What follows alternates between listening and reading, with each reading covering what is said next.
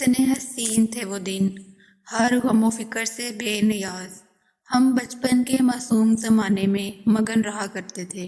وہ دن مجھے بہت یاد آتے ہیں جب ہم 3 سہیلیاں اسکول جایا کرتی تھیں، راستے میں باتیں کرتی جاتی، پھول اور بیر چنتی، راستہ ختم ہو جاتا اور پتہ بھی نہ چلتا کہ اسکول کا گیٹ آ جاتا۔ ان دنوں ہم ڈیرہ غازی خان میں رہا کرتے تھے۔ میں اور طاہرہ ایک ہی محلے میں رہتی تھیں، جبکہ لائبہ کا گھر ہمارے ساتھ والے بلاک میں تھا۔ اسے پڑھنے کا بہت شوق تھا۔ صبح منہ اندھیرے اٹھ جاتی، اپنی دادی کے ساتھ نماز پڑھتی اور پھر ناشتہ کر کے اسکول کے لیے تیار ہو جاتی۔ ابھی میں ناشتہ کر رہی ہوتی کہ وہ آ جاتی۔ لائبہ کی دادی کا تعلق زمیندار گھرانے سے تھا، لیکن شومیئی قسمت کہ ان کے بڑے بیٹے نے باپ کے مرتے ہی زمین اور جائیداد فروخت کرنا شروع کر دی۔ ان دنوں لائبہ کے والد اور چچا کم عمر تھے اور وہ بڑے بھائی کے تسلط میں تھے۔ تایا سے ڈرتے تھے اور کچھ نہ بول سکتے تھے۔ لائبہ کے اس کے تایا کا نام کلیم تھا۔ کلیم بہت منہ زور انسان تھا۔ وہ ماں کا کہنا نہ مانتا۔ باپ نے اسے بہت لاڑ دیا اور عیش بھری زندگی دی تو وہ عیاشی کا عادی ہو گیا۔ باپ کی وفات اس کے لیے عید کا پیغام ثابت ہوئی اور اب وہ اور زیادہ آزاد اور عیاش ہو گیا۔ اس نے اپنی والدہ اور چھوٹے بھائیوں کا کچھ خیال نہ کیا۔ چند سالوں میں ہی وراثتی جائیداد پر پانی پھیر کے سارے کنبے کو افلاس کے اندھیروں میں دھکیل دیا۔ پہلے تو لائبہ کا گھر بہت بڑا اور شاندار تھا، پھر اسے بیچنا پڑ گیا تو یہ لوگ چھوٹے سے گھر میں منتقل ہو گئے، جو کہ دادی نے اپنے زیور بیچ کر خریدا کہ ان کے بچے دربدر نہ ہوں۔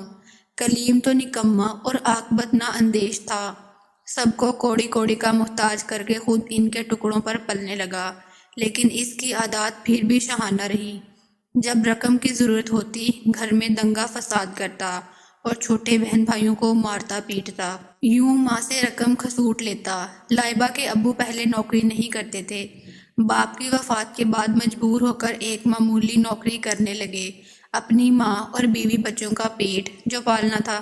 لائبہ کے چچا کی عمر اس وقت 12 برس تھی اور نام سلیم تھا۔ وہ 8ویں کا طالب علم تھا۔ میری سہیلی کے ابو چاہتے تھے کہ کسی طرح یہ چھوٹا بھائی پڑھ لکھ جائے تاکہ یہی آئندہ ہمارے کنبے کا سہارا بنے، ہمارے خاندان کی ساکھ سنبھال لے۔ لائبہ کے ابو نوکری کرتے رہے جس سے گھر کا گزارا ہوتا رہا۔ کلیم نشے میں پڑ گیا۔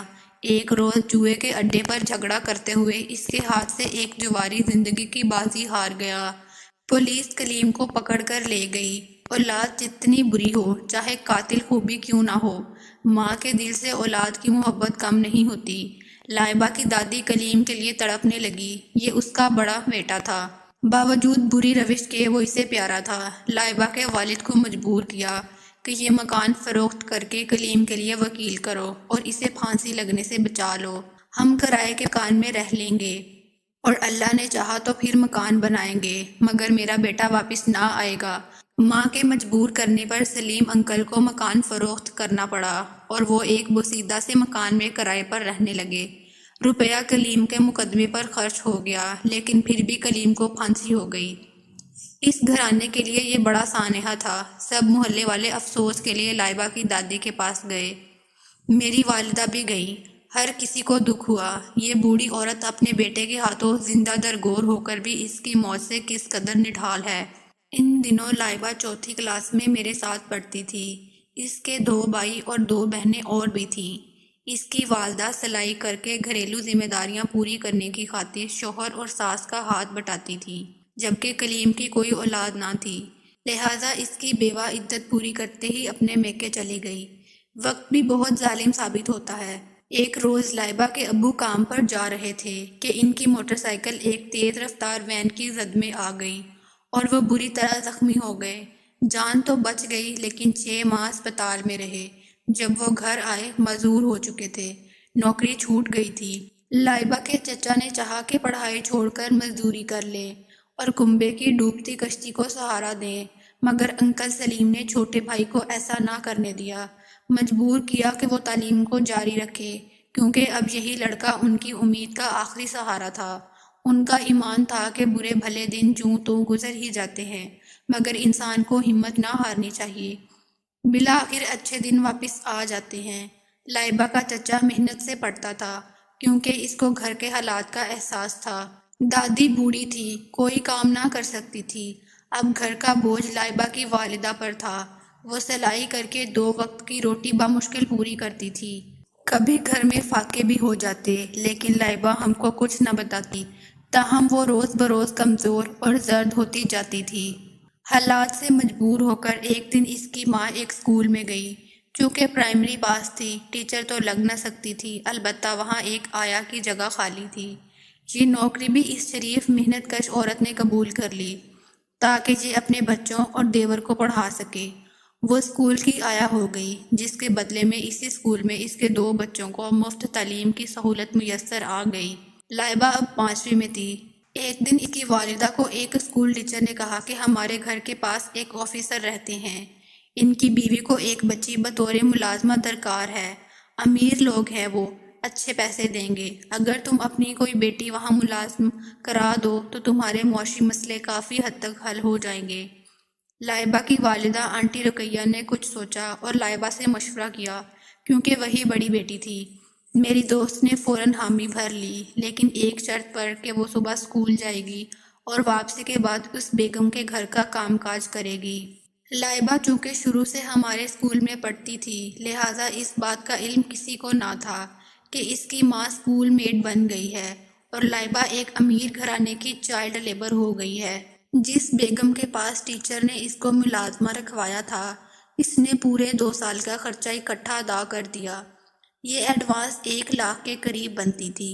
بدلے میں لائبہ کی زندگی 2 برس تک اس کے ہاتھوں میں رہن رکھ دی گئی۔ اس 1 لاکھ سے اس کی والدہ نے ایک چھوٹا سا پلاٹ خرید لیا کیونکہ وہ مکان کا کرایہ ادا نہ کر سکتے تھے، اور لائبہ کی مالکن نے کہا تھا کہ اگر تم 2 سال اور بچی کو میرے پاس رہنے دو گے تو میں اس پلاٹ پر آپ لوگوں کو 2 کمرے بھی تعمیر کروا دوں گی۔ لائبہ اب روز صبح اپنی مالکن کے گھر سے اسکول آتی اور واپس اسی کے گھر چلی جاتی۔ یونیفارم بدل کر وہ بیگم کے کام کرتی۔ رات کو 10 بجے کے بعد اسے چھٹی ملتی تو بیٹھ کر اسکول کا کام کرتی اور ان کے گھر سو جاتی۔ جب وہ صبح بیدار ہوتی تو بیگم سو رہی ہوتی۔ وہ بغیر کھٹکا کیے تیاری کرتی اور پڑھنے آ جاتی۔ بیگم کے بنگلے کا چوکیدار اس بچی پر ترس کھا کر کبھی کبھی اسے تھوڑے سے پیسے دے دیا تاکہ وہ آدھی چھٹی میں بھنے ہوئے چنے یا بسکٹ خرید کر کھا سکے، تاہم وہ اکثر بھوکی رہتی تھی اور ہم سہیلیوں کو کچھ نہ بتاتی، تبھی روز بروز کمزور ہوتی جاتی تھی۔ بغیر ناشتہ کیے روزانہ اسکول آنا بھی ایک امتحان تھا۔ وہ ایک لائق طالبہ تھی، ان حالات میں بھی دل لگا کر کلاس میں پڑھ رہی تھی۔ اب وہ پہلے جیسی نہیں رہی تھی، جیسے کسی نے اس کا بچپن اور شوخیاں چھین لی ہوں۔ وہ بہت سنجیدہ اور بردبار ہو گئی تھی۔ فری پیریڈ میں بھی جب ہم مستی کھیلتے اور کینٹین جا کر کھاتی پیتی، وہ گراؤنڈ میں بیٹھ کر کتاب کھول لیتی اور پڑھتی رہتی۔ پہلے تو ہم اس کا مذاق اڑاتے کہ کتابوں کا کیڑا بن گئی ہے، شاید ضلع میں اول پوزیشن لینے کا ارادہ ہے۔ جب اس نے ہمارے کسی مذاق کا جواب نہ دیا تو ہم کبھی خاموش ہو گئے اور اسے اس کے حال پر چھوڑ دیا۔ ایک روز وہ اسکول آئی، اس کے ہاتھوں پر نیل پڑے تھے، بازو بھی زخمی تھے۔ میں نے پوچھا، لائبہ یہ تم کو کیا ہوا ہے؟ لائبہ سے بیٹھا نہ جا رہا تھا، تاہم وہ نہ بولی، جیسے لب سی لیے ہوں۔ تم کو کیسے چوٹ لگی جو درد کی وجہ سے بخار ہو گیا؟ بہت پوچھا، نہیں بتایا کہ ایک امیر گھر میں نوکرانی ہوں، بیگم نے مارا تھا، ہاتھوں کی ہتھیلیوں پر اور سیڑھی سے دھکا دیا تو بازو زخمی ہو گیا۔ یہ باتیں ہم کو بعد میں پتہ چلی۔ لائبہ کو عزت نفس کا احساس تھا۔ وہ ان دنوں اپنے حالات سب سے چھپاتی تھی، حالانکہ مالکن اس سے بہت برا سلوک کرتی تھی، اسے کھانے پورا نہ دیتی۔ وہ گھنٹوں سردی میں کپڑے دھوتی اور اس کے بچے سنبھالتی، ان کے فیڈر دھوتی، گندے کپڑے وہ اس سے ٹھنڈے پانی سے دھلواتی، اپنے کپڑے استری کراتی، جوتے پالش کراتی، غرض 1 منٹ اس بیچاری کو بیٹھنے نہ دیتی۔ اسکول سے جا کر رات کے 10-11 بجے تک وہ اسے زر خرید لونڈی کی طرح کام لیتی اور ہر وقت ڈانٹتی۔ لائبہ چھپ چھپ کر روتی، بیگم اس کو روتے دیکھ لیتی تو اور مارتی، ڈنڈے سے پٹائی کر کے کہتی، خبردار تم کو روتا نہ دیکھوں۔ وہ یہ سب کچھ سہتی رہی صرف تعلیم حاصل کرنے کی خاطر، کیونکہ جانتی تھی جب تک پڑھ نہ لے گی حالات اچھے نہ ہو سکیں گے۔ جوں توں 2 سال گزر گئے، معاہدہ ختم ہوا تو لائبہ کی والدہ اس کو لینے گئیں۔ بیگم نے کہا ابھی میرے بچے چھوٹے ہیں، مجھ کو لائبہ کی ضرورت ہے، بچے اس سے مل جل گئے ہیں، اگر تم چاہو تو میں حسب وعدہ تمہارا پلاٹ پر 2 کمروں اور کچن کی تعمیر کے لیے سامان دیتی ہوں، 2 سال اور اس کو میرے پاس رہنے دو، تمہارا گھر بن جائے گا اور میرے بچے کچھ اور بڑے اور سمجھدار ہو جائیں گے، پھر تم اس کو لے جانا۔ لائبہ کی والدہ نے کچھ سوچ کر یہ سودا منظور کر لیا۔ یہ ایک بڑی قربانی تھی جو اس کی بیٹی دے رہی تھی، لیکن بدلے میں رہنے کو ٹھکانہ بن رہا تھا۔ پھر لائبہ کو بیگم نے اسکول پڑھنے کی اجازت دے رکھی تھی۔ ان غریبوں کے لیے یہی بہت تھا، تنخواہ بھی ایڈوانس مل جاتی تھی۔ ایک بار بیگم شادی کی تقریب سے آئی تو زیور گھر میں کہیں رکھ کر بھول گئی۔ رات دیر سے آئی تھی، صبح یاد نہ رہا۔ الماری کھولی، زیور نہ ملا تو لائبہ سے پوچھا۔ اس نے کہا باجی میں نے نہیں دیکھا، مجھے خبر نہیں ہے آپ نے کہاں رکھا ہے۔ بیگم پہلے بھی اپنے سونے کے ٹاپس، انگوٹھی اور گلے کی چین وغیرہ سنگھار میز پر ڈال دیتی تو لائبہ سنبھال لیتی اور بیگم کے حوالے کر دیتی تھی۔ میں نے رات سنگھار میز کی دراز میں رکھا تھا، نیند آ رہی تھی، اب زیور وہاں نہیں ہے، الماری میں بھی نہیں ہے، یقیناً تم نے چھپایا ہے، مجھے ڈھونڈ کر دو ورنہ جان سے مار ڈالوں گی۔ سارا دن زیور ڈھونڈا مگر نہ ملا، گھر میں ہوتا تو ملتا، وہ تو صاحب نے صبح دفتر جاتے ہوئے جیب میں ڈال لیا تھا۔ بیگم کو سزا دینے کے لیے وہ لاپرواہ تھی، اپنی قیمتی چیزوں کو ادھر ادھر ڈال دیتی تھی اور صاحب کہتے تھے کہ ان چیزوں کو فوراً سنبھال کر ان کی جگہ رکھا کرو اور لاک کر دیا کرو۔ کوئی چیز قیمتی سامنے دھری ہو تو گھر میں کئی لوگ آتے جاتے ہیں، کوئی بھی لے جا سکتا ہے۔ بیگم کا دھیان صاحب کی طرف نہ گیا، اس نے لائبہ پر چوری کا شبہ کر کے اسے خوب مارا پیٹا اور استری سے کمر داغ دی، لیکن وہ بیچاری کیسے قبول لیتی جب اس نے زیور اٹھایا ہی نہ تھا۔ تم نے اسی لیے چھپایا ہے کہ جب تمہاری ماں ملنے آئے گی اس کو دے دو گی۔ میں خوب جانتی ہوں، یہ بیگم کا مفروضہ تھا۔ لائبہ کو جب استری سے داغا، اس کی چیخیں پڑوسیوں نے بھی سنی، مگر وہ بے ضمیر پھر بھی چپ رہے کہ کسی کے گھر کے معاملے میں کیسے مداخلت کریں۔ شام کو صاحب آئے تو لائبہ فرش پر پڑی سسک رہی تھی۔ انہوں نے بیوی سے پوچھا اسے کیا ہوا ہے؟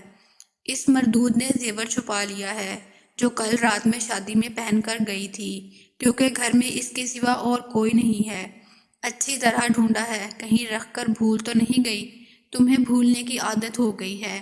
اچھی طرح ڈھونڈا ہے، کہیں نہیں ہے، ساری الماری چھان لی ہے۔ تم نے ناحق اس بیچاری کو زد و کوب کیا ہے۔ یہ لو زیور، تم کو سبق سکھانے کو تھوڑی دیر کے لیے پریشان کیا تھا۔ انہوں نے زیور نکال کر بیوی کے حوالے کر دیا۔ سبق بیگم کو کیا ملا، بیچاری لائبہ کی جان پر بن گئی۔ کئی دن تک زخم تکلیف دیتے رہے اور بیگم خود ہی مرہم لگاتی تھی تاکہ کسی کو پتہ نہ چلے۔ ان دنوں بھی 10 روز تک وہ اسکول نہ آ سکی، جس کی وجہ سے پڑھائی میں بہت پیچھے رہ گئی۔ اب وہ لائق سے نالائق طالبہ ہو گئی۔ ٹیچرز بھی ڈانٹتی کہ تم کیوں اس قدر لاپرواہ ہوتی جا رہی ہو، بڑی کلاس میں آ گئی ہو، آگے بورڈ کے امتحان ہوگے، کیا فیل ہونے کا ارادہ ہے؟ اگر نہیں پڑھنا تو گھر بیٹھ جاؤ۔ کیا بتاتی کہ گھر بنوانے ہی کے لیے یہ عذاب سہ رہی ہوں۔ بیگم نے سریا، اینٹیں، سیمنٹ، تعمیر کا سارا سامان لائبہ کی ماں کے پلاٹ میں پہنچا دیا اور مکان بھی بن رہا تھا، مگر لائبہ اندر ہی اندر مرتی جا رہی تھی۔ ظلم سہنے کی طاقت ختم ہوتی جاتی تھی۔ اس کی بھوک مر گئی تھی۔ خالی پیٹ اسکول آنے سے پیٹ میں درد رہنے لگا تھا۔ 2-3 بار بے ہوش بھی ہوئی، مگر خوددار تھی کہ ہم قریبی سہیلیوں کو بھی نہ بتاتی تھی کہ میں بغیر ناشتے خالی پیٹ اسکول آ جاتی ہوں، کیونکہ بیگم سو رہی ہوتی تھی، ان کی اجازت کے بغیر کھانے پینے کی کوئی شے نہ اٹھا سکتی۔ میں اور طاہرہ کھاتے پیتے گھرانے سے تعلق رکھتے تھے، روز لنچ باکس ساتھ لاتے اور جیب خرچ بھی پاس ہوتا، لیکن وہ کچھ بتاتی نہیں تھی، تو اس کے خاموش رویے سے ہم اب اس سے دور دور رہنے لگے تھے۔ اس کو جیسے دوستی کے رشتے سے بھی دلچسپی نہ رہی ہو۔ اس کی شخصیت بیگم کے گھر میں رہنے سے بالکل ہی بدل چکی تھی۔ وہ غریب ضرور ہو گئے تھے، لیکن پیچھے سے ذمہ دار گھر کی خوشبو تو موجود تھی اس میں۔ وہ اب بھی اونچے خواب دیکھتی تھی، ہمارے گھر آتی تو کہتی سعدیہ جب ہم دوبارہ امیر ہو جائیں گے تو بالکل ایسا گھر بنائیں گے جیسا کہ تمہارا ہے۔ لائبہ نیک سیرت تھی، اس نے 5ویں میں ہی قرآن حفظ کر لیا تھا اور ہر وقت زبانی تلاوت کرتی رہتی تھی۔ وہ بہت پرکشش ہوا کرتی تھی، مگر اب چہرہ بے رونق اور جسم ہڈیوں کا ڈھانچہ بن گیا تھا۔ انسان ایک حد تک سختی برداشت کر سکتا ہے۔ 8ویں جماعت میں آتے ہی بیمار پڑ گئی۔ انہی دنوں اس کا چچا کسی دوست کی مدد سے کمانے کی خاطر دبئی چلا گیا۔ یہ لوگ نئے گھر میں شفٹ ہو گئے اور کرائے کا گھر چھوڑ دیا۔ ہم ان کے نئے گھر کو دیکھنے گئے۔ 3 مرلے کا مکان تھا۔ حویلی میں رہنے والے یہ لوگ اس گھر میں بھی اس قدر خوش تھے کہ جیسے دنیا جہان کی نعمت مل گئی ہو، کیونکہ اپنا گھر تو اپنا ہوتا ہے، گھاس پھوس کا ہی کیوں نہ ہو۔ لائبہ اب اتنی کمزور ہو گئی تھی کہ بولنا چاہتی تو بول نہ سکتی، آواز ہی نہ نکلتی تھی۔ جب ہم اس کے گھر عیادت کو گئے، وہ اشارے سے بات کر رہی تھی۔ میں نے والدہ کو بتایا تو وہ اس کو مجبور کر کے ہسپتال لے گئی۔ چیک اپ کروایا تو پتہ چلا کہ جسم پر جلنے کے داغ اور ضربات ہیں۔ ڈاکٹر میری والدہ کی خالہ زاد تھیں۔ وہ یہ سب دیکھ کر حیران رہ گئیں۔ لائبہ کی ماں سے کہا کہ تم لڑکی کا خیال کرو ورنہ میں پولیس کو اطلاع کر دوں گی۔ وہ سمجھی کہ لائبہ کا بھائی سخت مزاج ہے، وہ اسے مارتا ہے، کیونکہ اس نے ماں کو یہی بتایا تھا کہ بغیر بتائے سہیلی کے گھر چلی جاتی ہے تبھی مار کھاتی ہے۔ لیکن یہ سراسر جھوٹ تھا۔ امی نے جب بھائی کو یہ حالات بتائے تو میرے بھائی کو بہت دکھ ہوا۔ وہ فوج میں آفیسر ہو گئے تھے۔ کہا کہ میں لائبہ سے شادی کروں گا۔ امی کو آمادہ کیا کہ اس کا رشتہ لیں، وہ نیک لڑکی ہے۔ غربت کی وجہ سے یہ حالات ہو گئے ہیں، لیکن خاندان تو اچھا ہے اور پہلے ذمہ دار گھرانہ تھا جو کلیم تایا کی وجہ سے برباد ہوا ہے۔ امی راضی ہو گئیں۔ کہا لائبہ میٹرک کر لے تو رشتہ کر لیں گے۔ امتحان نزدیک آ گئے۔ پیپر والے دن وہ پرچہ حل کر رہی تھی کہ قلم اس کے ہاتھ سے گر گیا اور اس کے ہاتھ کانپنے لگے۔ میں پرچہ کر چکی تھی، اسے سہارا دیا، بیگ اٹھا کر باہر لائی۔ گزشتہ رات سے کچھ کھایا نہ تھا۔ بھائی گاڑی پر لینے آئے تھے، زبردستی اس کو گھر لے آئی اور ناشتہ کرایا۔ اس واقعے کے بعد لائبہ کی ماں نے اس کو بیگم کی نوکری سے نکال لیا اور گھر لے آئیں۔ وہ کافی لاغر تھی، اب پڑھ بھی نہیں سکتی تھی۔ ماں نے لائبہ کی گرتی صحت کے سبب اس امیر بیگم سے مزید نیا معاہدہ نہ کیا، کیونکہ اب ان کا دیور کمانے لگا تھا۔ وہ دبئی میں ملازمت کرتا تھا، رقم باقاعدگی سے بھجوا رہا تھا، لیکن مصائب کے جس طوفان کا مقابلہ اس باہمت اور ناتواں لڑکی نے کیا، وہ اپنے جان لیوا اثرات ان پر چھوڑ گیا۔ ان کے گھر سے رفتہ رفتہ غربت دور ہونے لگی، مگر لائبہ کو صحت کی دولت دوبارہ نہ مل سکی۔ یہ دولت ایک بار کھو جاتی ہے تو پھر کہاں ملتی ہے۔ وہ 8ویں کا امتحان بھی نہ دے سکی اور بستر پر گر گئی۔ جن دنوں ہمارا 8ویں کا نتیجہ آیا، ایک ایسا منحوس دن ہماری زندگی میں آیا جس کو کبھی فراموش نہ کر سکوں گی۔ میں اپنے پاس ہونے کی خوشی منا رہی تھی کہ دروازے پر دستک ہوئی۔ شام کے 7 بجے تھے۔ کسی نے آ کر بتایا کہ لائبہ ساری حسرتیں دل میں لیے اس دنیا سے جا چکی ہے۔ کیا بتاؤں، اس خبر سے ہم کو کتنا صدمہ ہوا۔ آج اپنی بے حسی خون کے آنسو رلانے لگی کہ کیوں اپنی دوست کی بروقت خبر نہ لی، جبکہ وہ مفلسی کے جہنم میں سلگ رہی تھی اور اسکول میں ہم اس کی بات بھی لاپرواہی سے سنتے تھے۔ جس دن اس نے اسکول کو خیر بات کہا، اس پر ایک ٹیچر نے کلاس کی لڑکیوں کے سامنے کہہ دیا، لائبہ تم اسی رضیہ کی بیٹی ہو نا جو فلاں اسکول میں میڈ ہے، اگر چاہے تو یہاں بھی میڈ ہو سکتی ہے، جگہ خالی ہے، یہاں تنخواہ زیادہ ملے گی، اپنی امی کو بتا دینا، چاہے تو آ کر مجھ سے مل لیں۔ بس یہ اس اسکول کے آخری دن تھا۔ اس کی عزت نفس کو ایسی چوٹ لگی کہ پھر اس نے ہمارا سامنا کیا اور نہ اسکول آئی، کیونکہ ہم جماعت لڑکیاں اسے اسکول آیا کی بیٹی کہہ کر جو سلوک کرتیں وہ سہ نہ پاتی۔ اب تک یہ بات سب سے چھپی ہوئی تھی، جو ٹیچر کی وجہ سے کھل گئی۔ آج اسے دنیا سے رخصت ہوئے 10 برس بیت چکے ہیں، لیکن جب کبھی اس کا معصوم سا مظلوم چہرہ یاد آتا ہے، دل بجھ جاتا ہے۔ جی چاہتا ہے کہ وہ جہاں بھی ہے اڑ کر اس کے پاس چلی جاؤں اور گلے سے لگا لوں۔ وہ بڑی صابر تھی، شاید کہ خدا کو اس لیے پسند آ گئی اور اپنے پاس بلا لیا۔ سنا ہے خدا اپنے پیاروں کو جلد اپنے پاس بلا لیتا ہے۔ آج ان کے گھر سے غربت دور ہو چکی ہے۔ اس کے بھائی کی شادی کھاتے پیتے گھرانے میں ہو گئی ہے اور انہوں نے اپنا بڑا اور اچھا گھر تعمیر کرا لیا ہے۔ کاش میری یہ پیاری دوست اپنا یہ نیا اور بڑا گھر دیکھ سکتی۔ کسی نے سچ کہا ہے کہ جرم ضعیفی کی سزا مرگ مفاجات۔ اے کاش کوئی ہمارے ملک سے غربت کے بڑھتے سیلاب کے اسباب ختم کر دے اور بچوں بچیوں سے مزدوری کرانے کی بجائے ان پر اچھی تعلیم کے در کھول دیے جائیں۔